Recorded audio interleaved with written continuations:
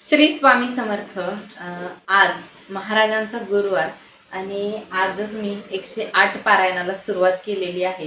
108 पारायण का करायचे असतात? महाराजांच्या कृपेने 108 पारायणाने मला खूप काही दिलेलं आहे आणि आज परत कोणतीही इच्छा न व्यक्त करता 108 पारायणाचा संकल्प केला आहे। अगदी महाराज बघा किती सुंदर आहेत आणि सगळ्यांना एक विनंती आहे की या पुण्यतिथीला महाराजांची जास्तीत जास्त सेवा करावी, जास्तीत जास्त महाराजांचा आपला सेवेचा बँक बॅलन्स वाढवावा असं सगळ्यांनी करा आणि 108 पारायणाला सुरुवात करा।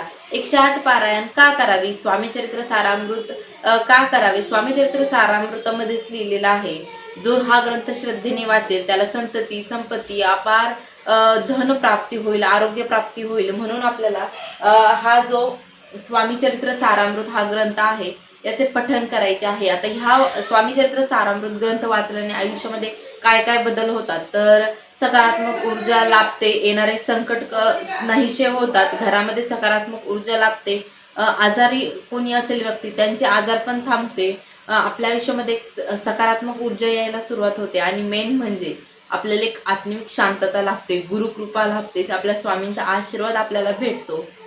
तर ह्यासाठी आपल्याला स्वामीचरित्र सारामृत पारायणाचे जास्तीत जास्त जसे पठण होईल ते करायचं आहे।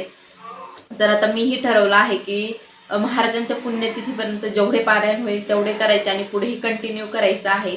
अगदी महाराज कॅमेरामध्ये इतके सुंदर दिसत आहेत, असं थाटामाटात घरामध्ये बसल्यासारखं दिसत आहेत आणि खूपच गोड दिसत आहेत आज महाराज। तर तुम्हा सगळ्यांना विनंती आहे की स्वामी पुण्यतिथीपर्यंत स्वामीचरित्र सारामृत पारायण नक्की करा। ज्यांची इच्छा आहे की ज्यांना संतती प्राप्ती नाहीये किंवा काही नाहीये, त्यांनी कोणत्याही समस्या असतो तर एकदा आयुष्यात स्वामीचरित्र सारामृत पारायण वाचून बघा।